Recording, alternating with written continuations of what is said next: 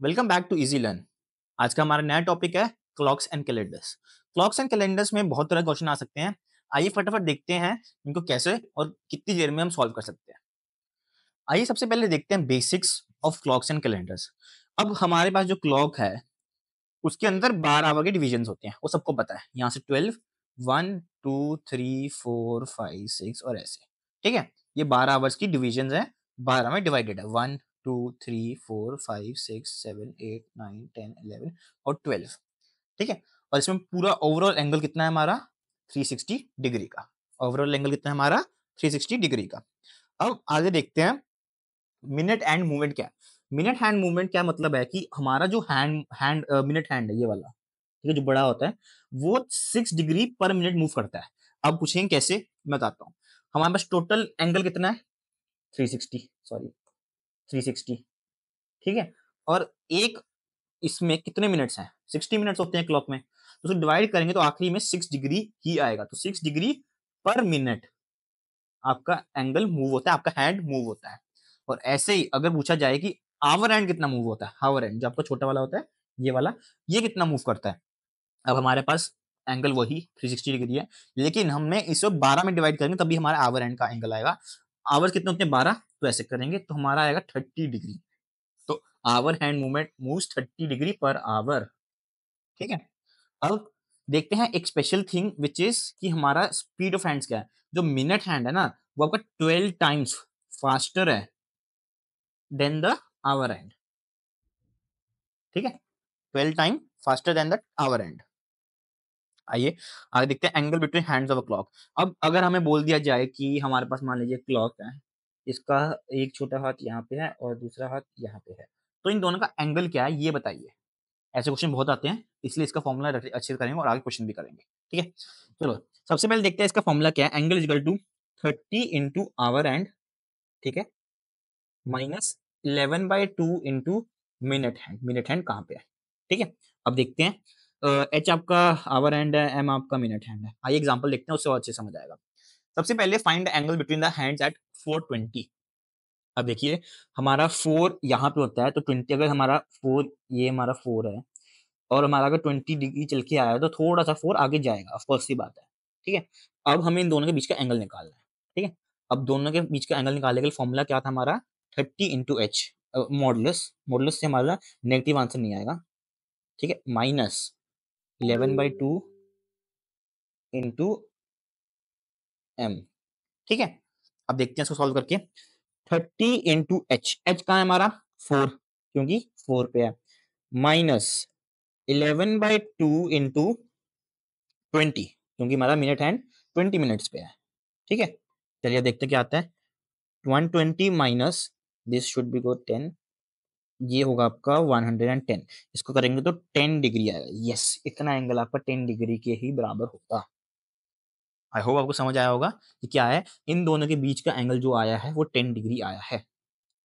ठीक है, आइए इसका एक और क्वेश्चन करके देखते हैं। इसके ऑप्शंस भी दिए हुए हैं एमसीक्यू। हमारे पास टाइम है 3:45, ये 3 पे 3 यहाँ पे होता है, 45 चला गया तो थोड़ा सा आगे तो आएगा ही। ठीक है, और 45 मिनट पे है। आइए देखते हैं फॉर्मूला लगा के। फॉर्मूला क्या कहते हैं? 30 into H minus 11/2 into M. ठीक है, 11/2 इंटू एम और इनका मॉडुलस। अब 30 इंटू एच क्या है? आवर एंड 3 पे, माइनस 11/2 इंटू मिनट। मिनट कितने पे? 45 पे। ठीक है, अब इसको करेंगे तो शुड बी 22.5, 90 माइनस 11 इंटू 22.5। ठीक है, ये आपका मॉडुलस में आएगा मेरे हिसाब से, इसको मॉडुलस ही रखते हैं। ठीक है, इसको अगर सॉल्व करेंगे तो आपका आएगा, इसको यहाँ पे लिखते हैं 90 minus this should be around 247.5, modulus में करेंगे तो 157.5 आएगा।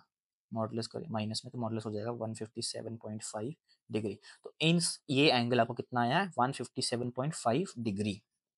ठीक है, आई होप आपको समझ आया होगा।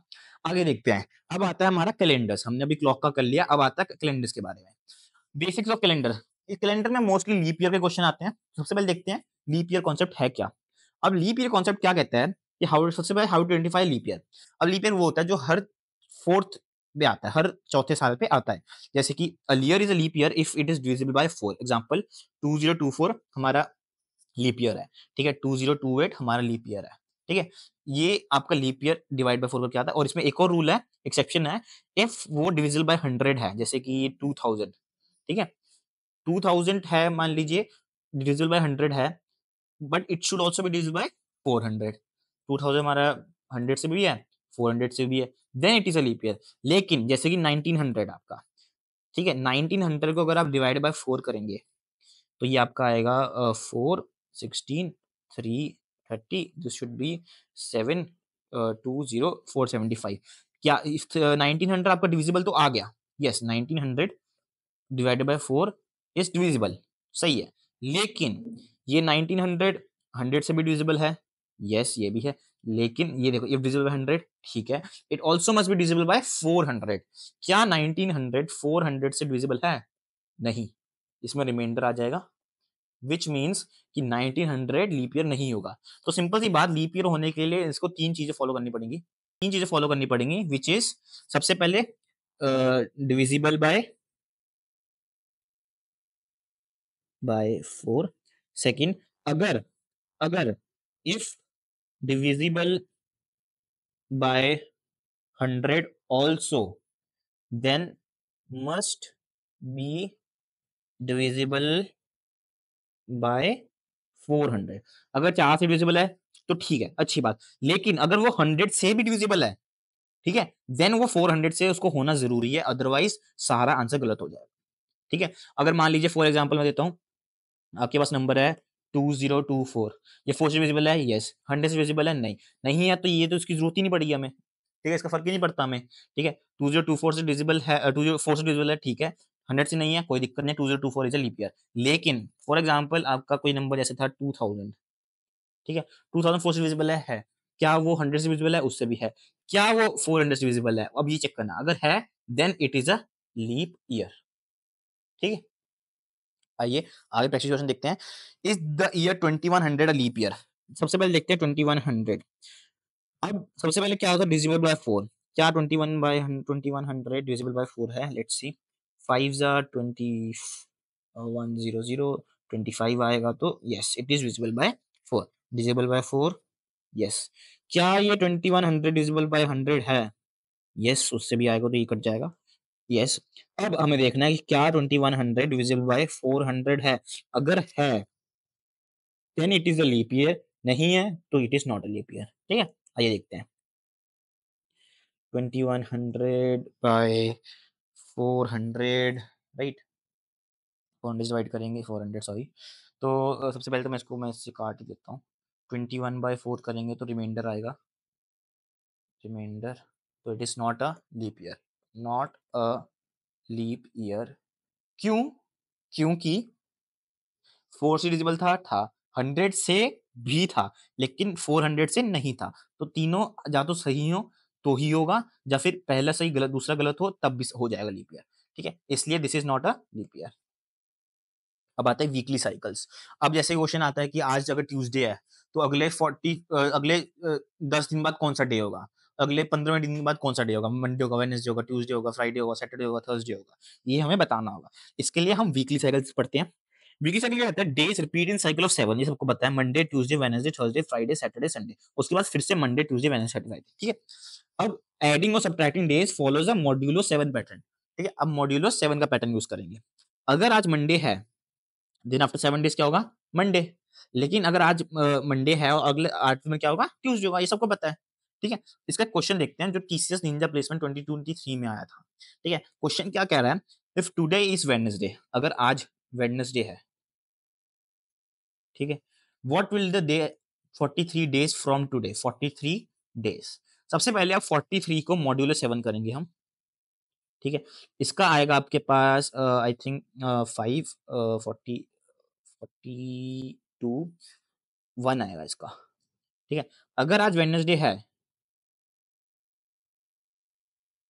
आफ्टर 42 डेज क्या होगा, वेडनेसडे होगा सेम, क्योंकि हर 7 दिन में होता है और 7 6 जार 42 होता है, तो 6 वीक्स के बाद फिर से वेडनेसडे ही आएगा 42 पे। लेकिन 43rd पे क्या आएगा, जो हमें क्वेश्चन ने पूछा है 43, 43 पे आएगा वेडनेसडे प्लस 1, क्योंकि वेडनेसडे अगला दिन होगा वो, क्योंकि 42 पे और वेडनेसडे है तो 43 पे क्या होगा, थर्सडे, ठीक है, Thursday, this is the right answer, Thursday. Modulo 7 करो, जो आया, मान लीजिए यहाँ पे 3 आया होता, मान लीजिए, लेट्स सपोज, तो हम वेडनेसडे प्लस 3 करते हैं, थर्सडे, फ्राइडे, सैटरडे, तो सैटरडे होता, लाइक दैट। ठीक है, आई होप आपको समझ आया होगा। आइए चलिए आगे चलते हैं। एक और पीवाईक्यू करेंगे हम, इन्फोसिस प्लेसमेंट 2022 का, बहुत इंपॉर्टेंट क्वेश्चन है। The angle between the hands of a clock at 10:15, वही फॉर्मूला फटाफट लगाएंगे, 30 into H minus 11/2 into M, modulo बाहर दोनों साइड। अब 30 इंटू एच, आवर कितने हैं 10, माइनस 11/2 इंटू मिनट्स, मिनट्स आने कितने पे 15 पे, yes, 300 minus, this should be around 165/2।